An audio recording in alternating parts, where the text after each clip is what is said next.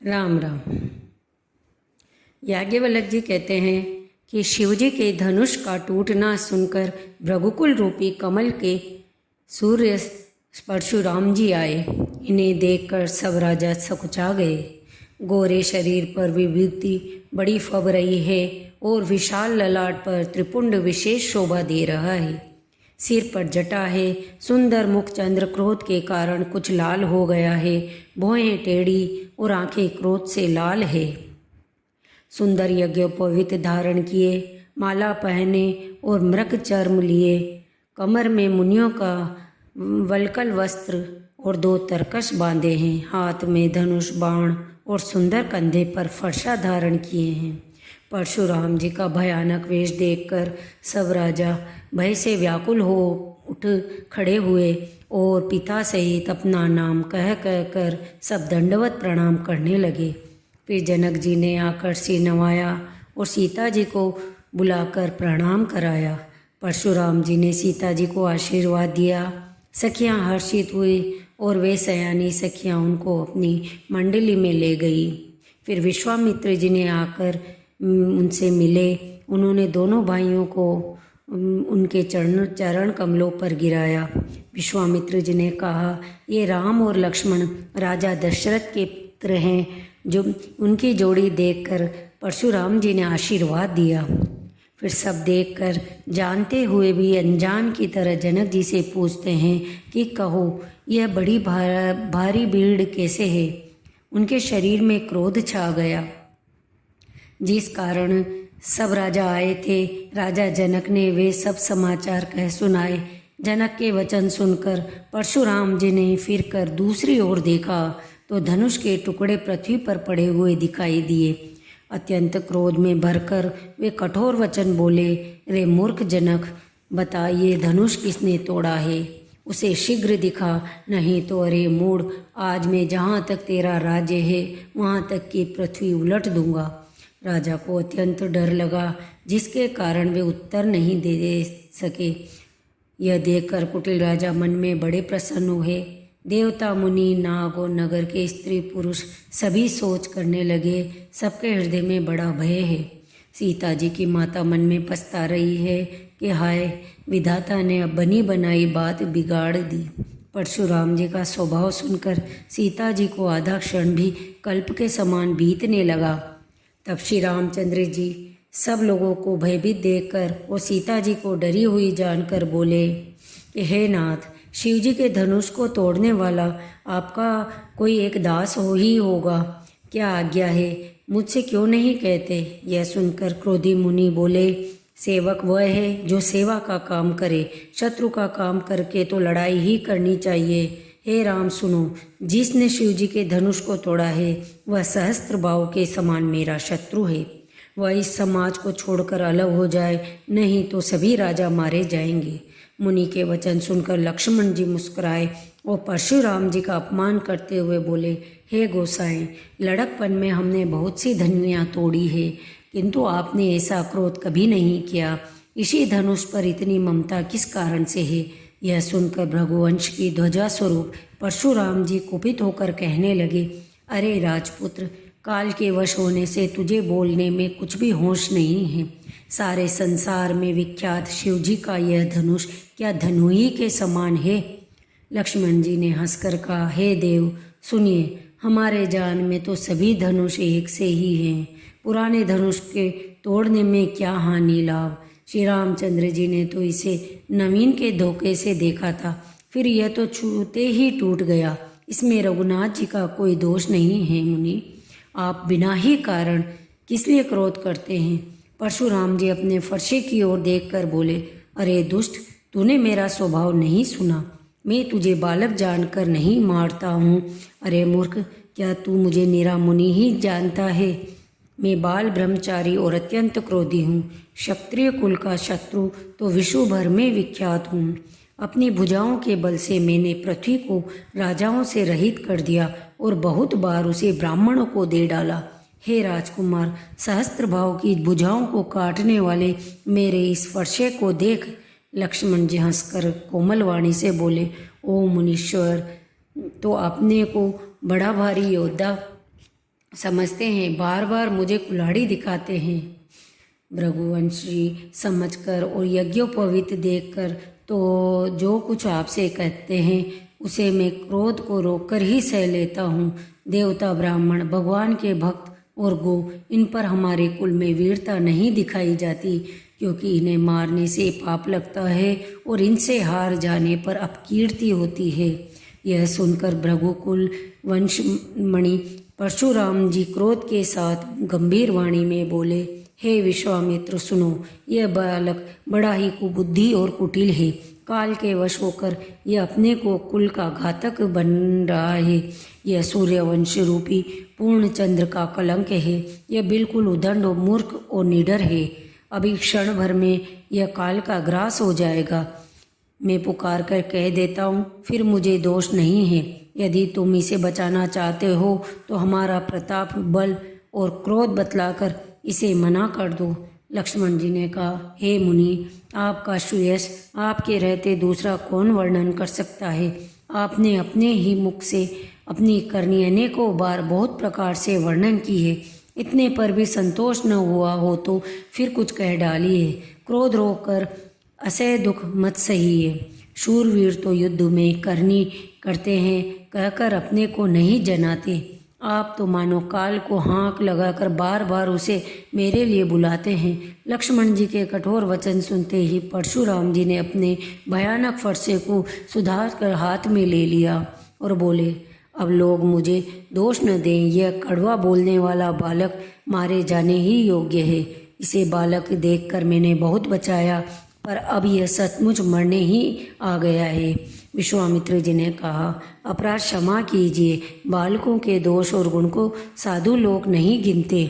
परशुराम जी बोले, तीखी धार का कुठार में दया रहित और क्रोधी और यह गुरुद्रोही और अपराधी मेरे सामने उत्तर दे रहा है। इतने पर भी मैं इसे बिना मारे छोड़ देता हूँ तो हे विश्वामित्र, केवल तुम्हारे प्रेम से, नहीं तो इसे इस कुठार से काट कर थोड़े ही परिश्रम से गुरु से उऋण हो जाता।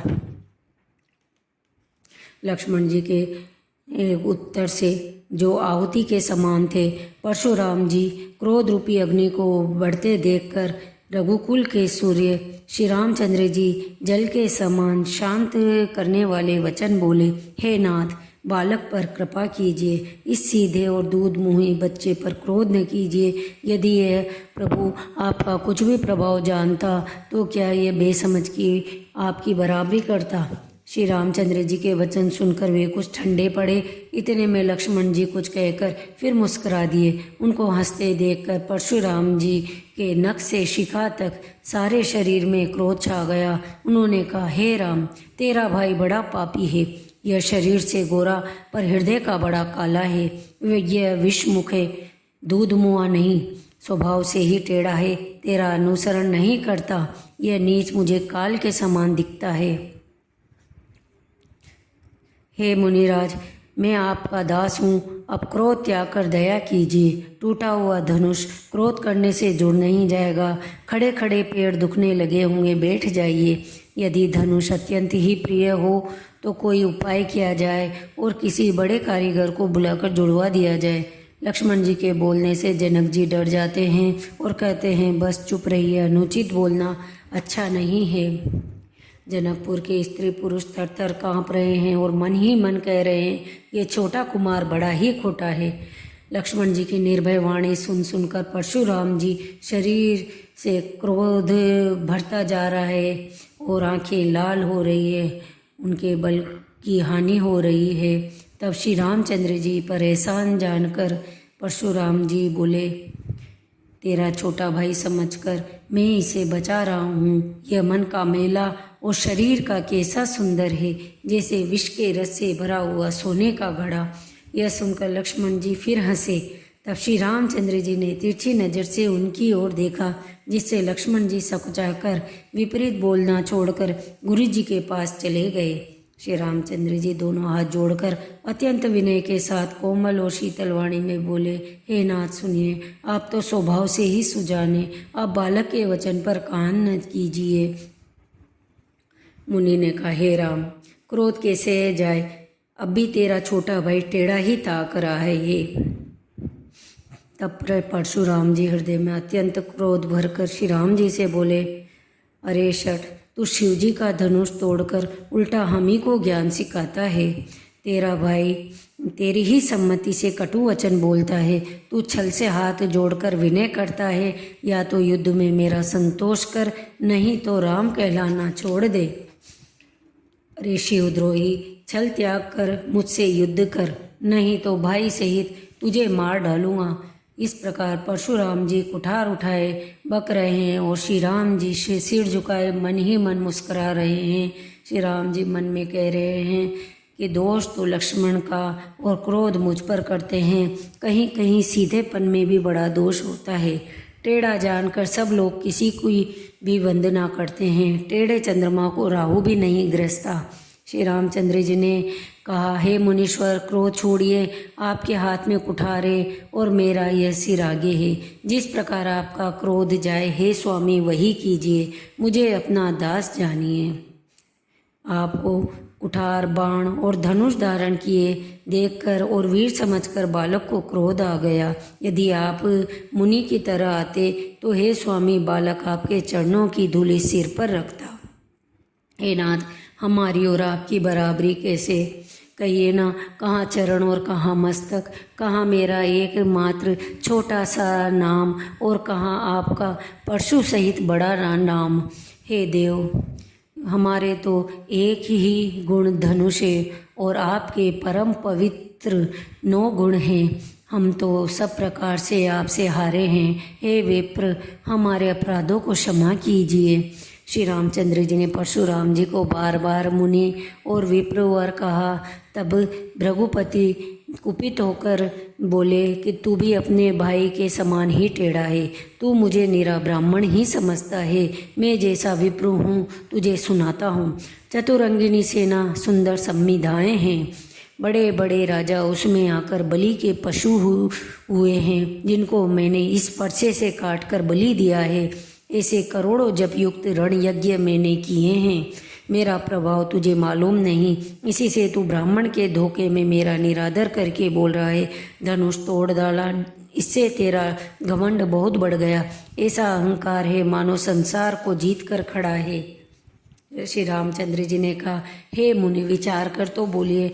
आपका क्रोध बहुत बड़ा है और मेरी भूल बहुत छोटी। पुराना धनुष था, छूते ही टूट गया। मैं किस कारण अभिमान करूं? हे भृगुनाथ, यदि आप सचमुच ब्राह्मण कहकर निरादर करते हैं तो सत्य सुनिए। फिर संसार में ऐसा कौन योद्धा है जिसे हम डर के मारे मस्तक नवाएं? ब्राह्मण वंश की ऐसी महिमा है कि जो आपसे डरता है वह सबसे निर्भय हो जाता है। श्री रघुनाथ जी के कोमल और रहस्यपूर्ण वचन सुनकर परशुराम जी की बुद्धि के पर्दे खुल गए। परशुराम जी ने कहा, हे राम, हे लक्ष्मीपते, धनुष को हाथ में लीजिए और इसे खींचिए, जिससे मेरा संदेह मिट जाए। परशुराम जी धनुष देने लगे, तब वह अपने आप ही चला गया। तब परशुराम जी के मन में बड़ा आश्चर्य हुआ। तब उन्होंने श्री राम जी का प्रभाव जाना, जिसके कारण उनका शरीर पुलकित हो गया और वे हाथ जोड़कर वचन बोले। प्रेम उनके हृदय में समाता न था। हे रघुकुल रूपी कमल वन के सूर्य, हे राक्षसों के कुल रूपी घने जंगल को जलाने वाले अग्नि, आपकी जय हो। हे देवता, ब्राह्मण और गो का हित करने वाले, आपकी जय हो। हे मद, मोह, क्रोध और भ्रम के हरने वाले, आपकी जय हो। मैं एक मुख से आपकी क्या प्रशंसा करूं। हे महादेव जी के मन रूपी मानसरोवर के हंस, आपकी जय हो। मैंने अनजाने में आपको बहुत से अनुचित वचन कहे। हे क्षमा के मंदिर, दोनों भाई, मुझे क्षमा कीजिए। हे रघुकुल के पताका स्वरूप श्री राम जी, आपकी जय हो, जय हो, जय हो। ऐसा कहकर परशुराम जी तप के लिए वन को चले गए। देवताओं ने नगाड़े बजाए, वे प्रभु के ऊपर फूल बरसाने लगे। जनकपुर के स्त्री पुरुष सब हर्षित हो गए। उनका मोहमय अज्ञान से उत्पन्न शूल मिट गया। बोलिए श्री रामचंद्र भगवान की जय। पवन सुत हनुमान की जय। उमापति महादेव की जय। इसके आगे की कथा अगले अंक में। कृपया मेरा चैनल सब्सक्राइब करें। धन्यवाद।